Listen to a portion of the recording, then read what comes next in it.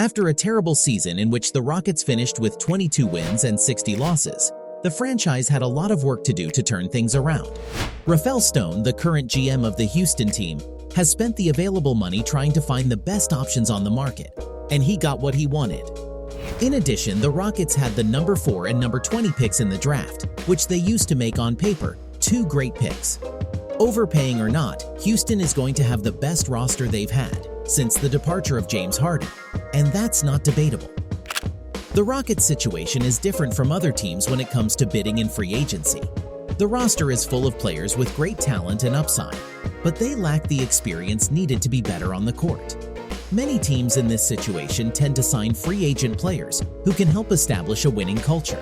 Many times it's about pieces from teams that have performed well in the playoffs. But once you have the necessary tools, there has to be a turning point that changes the basketball trajectory of the franchise. This is precisely where Houston is at, and there is no excuse. Without a doubt, Rafael Stone's most notable signing has been Fred VanVleet. The point guard, coming from the Toronto Raptors, is a player who is in his physical prime. Thus, Fred signed a contract with the Houston Rockets worth $128 million over 3 seasons, or what is the same, about $43 million per year. It is true that the player from Illinois has not had the best season of his career, with inefficient percentages of 39% from the field and 34% in three-pointers. But his performance has been enough to average 19 points and 7 assists per game in a key role for the Raptors. A small player who is nevertheless capable of injecting that adrenaline into any team's offense. Overpaid or not, VanVleet is sure to help the Rockets pick up some extra wins during the upcoming season, where he also has the responsibility to perform commensurate with his contract. Houston's second notable signing was Dillon Brooks from the Memphis Grizzlies. The forward joins the Rockets on an $80 million contract for the next 4 seasons. Although he is not an offensive specialist, he is a player with good defensive skills who is capable of scoring with solvency. Like VanVleet, he is not the most efficient player on the market, having shot just 39% from the field and 32% from 3 last season. But his 14.3 points per game in one of the worst offensive seasons of his career shows signs of potential. Brooks certainly has a quirky attitude, which didn't do him much good in the playoff matchup between the Los Angeles Lakers and Memphis Grizzlies. However, this winning ambition is precisely what makes him a prized asset for a young roster. A highly underrated signing from Houston these days has been the signing of Jock Landale. The center has been a part of the Phoenix Suns roster this season, playing minutes in the rotation during the playoffs. Landale has signed a contract worth $32 million over 4 seasons, so an annual salary of $8 million is not a big investment in terms of risk. The center is still 27 years old, so he is going to play his best basketball years in Texas. He is able to open the court with his 3-point shooting, but this season in Phoenix he's only been able to score on 25% of his attempts. If he gains shooting consistency, he could become a very attractive contract for other teams that may attempt to trade. A similar case to Dillon Brooks is Jeff Green. The forward just became a champion with the Denver Nuggets for the first time in his career at the age of 35. His experience is not only broad, but deep. With a salary of $16 million over 2 years, he will earn the same amount as Landale from a very different role. While the center will try to mature his game, Green will try to make the rest mature.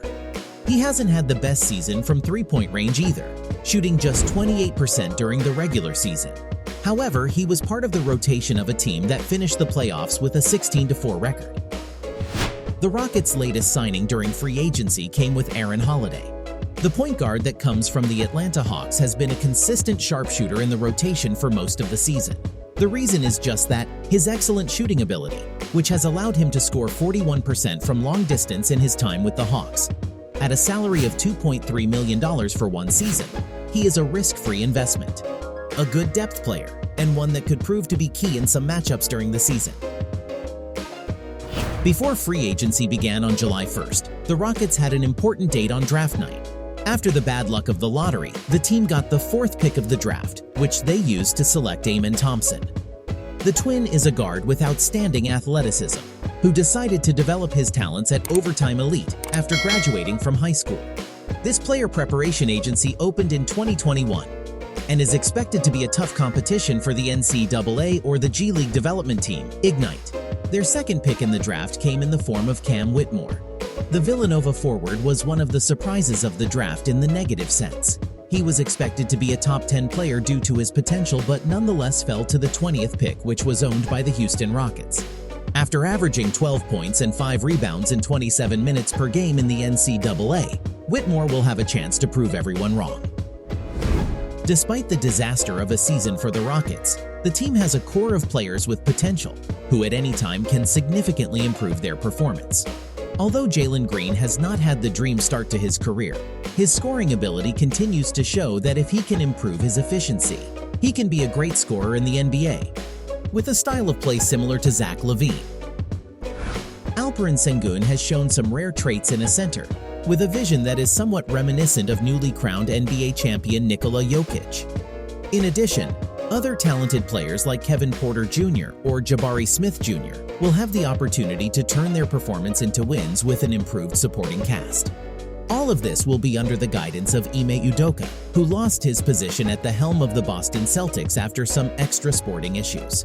The coach had a very difficult start with the Massachusetts franchise, but managed to have a great second half of the season, in which the team posted a record of 26 wins and 6 losses. Not only that, but the coach was able to lead the Boston Celtics to the NBA Finals, an event they had not contested since 2010. However, there are a lot of factors that add some risk to Houston's progression. The figures paid for Fred VanVleet and Dillon Brooks add up to $63 million per year. That's money Houston won't be able to spend, say, during the next free agency if they had the opportunity. However, if these signings perform as expected, Houston can have a breakout season and dream of reaching the playoffs in a Western Conference that doesn't give second chances. Another problem the Rockets may have to deal with is the ability to open up the court. Although most players have the ability to shoot from long range, very few have the consistency to be real threats.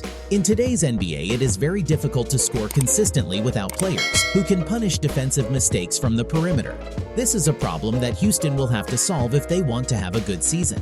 The Rockets are in the sweetest phase of the rebuilding process. When you're finally done losing, you can pick and choose the pieces with which to build a new dynasty. But if the pieces are picked wrong, the whole building can get shaky. Will their efforts be successful? Only time will tell.